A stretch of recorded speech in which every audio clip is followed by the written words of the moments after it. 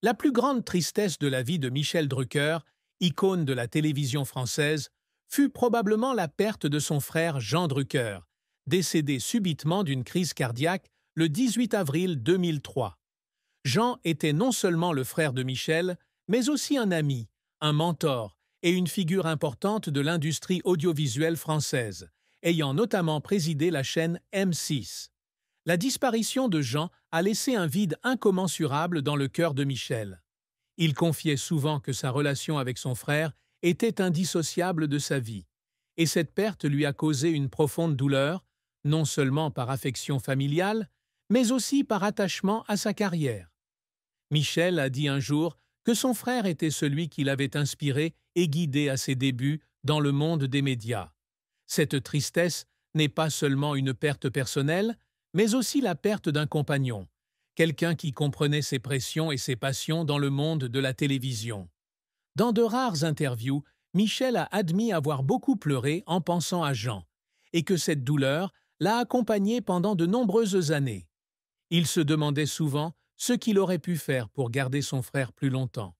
Et son impuissance face à la mort de Jean était une blessure qui ne se referma jamais. Cette tristesse devint encore plus poignante lorsque Michel se remémora ses souvenirs d'enfance, lorsque les deux frères grandissaient dans une famille fortement marquée par la guerre et la répression. Leur père, Abraham Drucker, avait été interné au camp de concentration de Drancy pendant la Seconde Guerre mondiale, et les récits de souffrance familiale avaient tissé entre eux une relation privilégiée. La mort de Jean ne fut pas seulement une perte personnelle, mais aussi la fin d'une époque, une période importante de la vie de Michel, le laissant dans une solitude et un vide que rien ne pouvait combler. Michel Drucker débuta sa carrière en 1964 à l'ORTF comme journaliste et commentateur sportif, ses premiers pas dans le monde de la télévision. Sous la direction de personnalités comme Raymond Marcillac, il s'affirma rapidement, notamment dans les commentaires de matchs de football et d'événements sportifs majeurs. Il travailla sans relâche, sans même prendre de vacances pendant 20 ans, preuve de son dévouement et de sa passion. Ses premiers succès furent les émissions Sport Dimanche et les coulisses de l'exploit, où il démontra son sens aigu de l'analyse et son style de commentaire captivant. Mais Michel ne se limita pas au sport. Il se tourna vers les émissions de divertissement et devint rapidement l'un des visages les plus connus de la télévision française. Dans les années 1970, il présenta Les Rendez-vous du dimanche sur TF1, un tournant majeur dans sa carrière qui lui permit de toucher un public plus large. Le succès suivit dans les années 1980 avec Champs-Élysées sur Antenne 2, une émission emblématique où il interviewa une multitude de grandes stars, de Serge Gainsbourg à Whitney Houston. Cependant, sa carrière ne fut pas toujours de tout repos. Un échec notable fut Vivement la télé, qui ne dura qu'une saison en 2017, faute de concurrencer les autres émissions. Cet échec troubla Michel, qui avoua un jour avoir été bouleversé par le sentiment d'impuissance de ne pas pouvoir maintenir l'émission. Un autre moment qui l'a fait pleurer fut la préparation de Champs-Élysées, où il a dû faire face à une pression énorme pour maintenir la qualité du spectacle et satisfaire le public. Il a travaillé sans relâche, veillant souvent tard pour préparer les scénarios, contacter les invités et s'assurer que tout soit parfait. Son plus grand succès fut probablement Vivement dimanche, lancé en 1998 sur France 2 et diffusé sur France 3 en 2022. C'est l'une des émissions les plus anciennes de la télévision française, où il a accueilli des centaines de célébrités du monde du spectacle, de la culture et de la politique. Michel s'est également essayé au théâtre en lançant le one-man show « Seul, avec vous » en 2016, une tentative audacieuse de sortir de sa zone de confort. Malgré ce succès, il a dû faire face à une forte pression, inquiet de savoir si le public l'accepterait dans son nouveau rôle.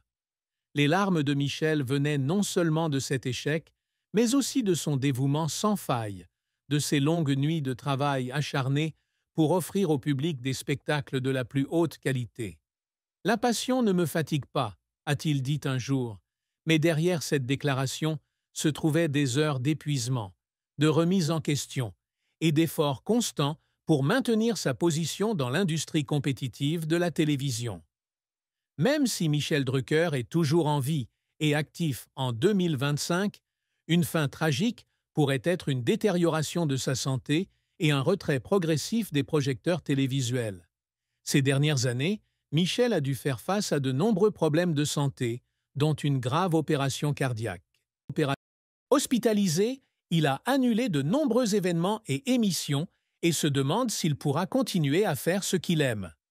Un scénario tragique pourrait être que Michel soit contraint de quitter vivement Dimanche, l'émission qu'il anime depuis plus de 2 décennies, pour des raisons de santé. Les téléspectateurs habitués à sa présence chaque dimanche ressentiraient un sentiment de perte, et Michel devrait également faire face à la douleur d'abandonner sa plus grande passion. Il avait un jour confié que la télévision était son souffle, et que la quitter serait comme perdre une partie de son âme. Dans les derniers jours de sa carrière, Michel pourrait rester seul, se remémorant les souvenirs, les interviews, les sourires et les larmes, se demandant s'il en avait fait assez. Cette fin fut non seulement une perte professionnelle, mais aussi une douleur personnelle, lorsqu'il réalisa que le temps n'attend personne et que son corps n'était plus assez fort pour continuer la course contre lui-même. Pourtant, Michel conserva son sourire caractéristique, s'efforçant de dissimuler la profonde tristesse qui l'habitait, comme il le faisait toujours pour préserver son image publique optimiste. Michel Drucker épousa l'actrice Dani Saval le 28 juillet 1973 à Las Vegas, une décision si soudaine et secrète qu'il n'en parla pas à sa mère, ce qui la surprit et la rendit quelque peu malheureuse au début. Leur relation dura plus de 50 ans, témoignant de la pérennité de l'amour dans le monde turbulent du show-business. Michel et Dani n'eurent pas d'enfants ensemble, mais ils adoptèrent Ileng, une jeune fille d'origine indo-chinoise, en 1979, à l'âge de 16 ans. Michel était également le beau-père de Stéphanie, la fille de Dani, issue de son précédent mariage avec le compositeur Maurice Jarre. Bien que leur relation fût considérée comme solide, Michel avouait que sa vie trépidante, avec ses journées de travail incessantes, laissait parfois Dani seule. L'un des problèmes conjugaux de Michel était peut-être son regret de ne pas passer suffisamment de temps avec sa famille. Il disait que le travail occupait la majeure partie de sa vie et que Dani, malgré son soutien indéfectible, devait parfois supporter son absence dans des moments importants. Michel craignait également que les pressions de sa carrière n'affectent le bonheur de sa famille, et il tentait de compenser en rapprochant Dani et Ileng de son univers, laissant même Stéphanie l'aider à décorer les décors de ses spectacles.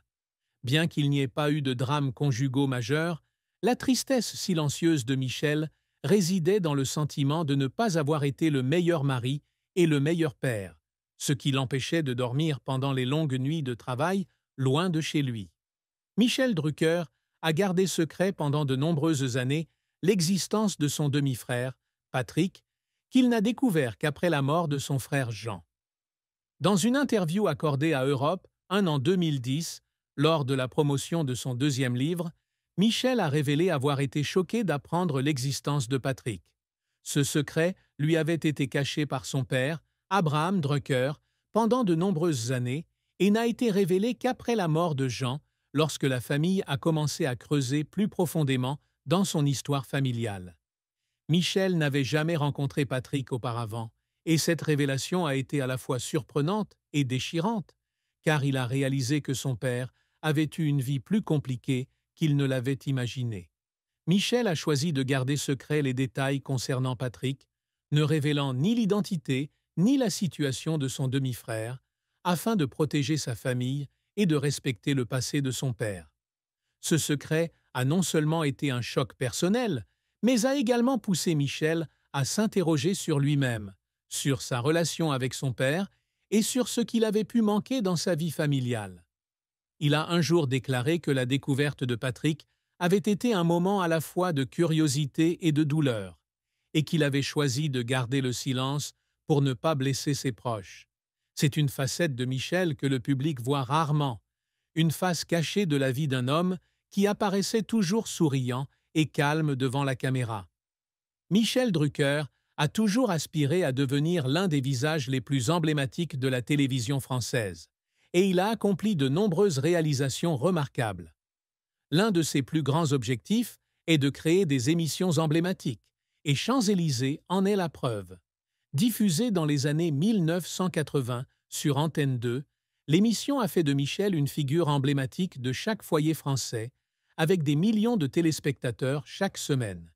Il travaille également sans relâche pour maintenir Vivement Dimanche, une émission diffusée depuis plus de 20 ans et devenue partie intégrante de la culture dominicale française.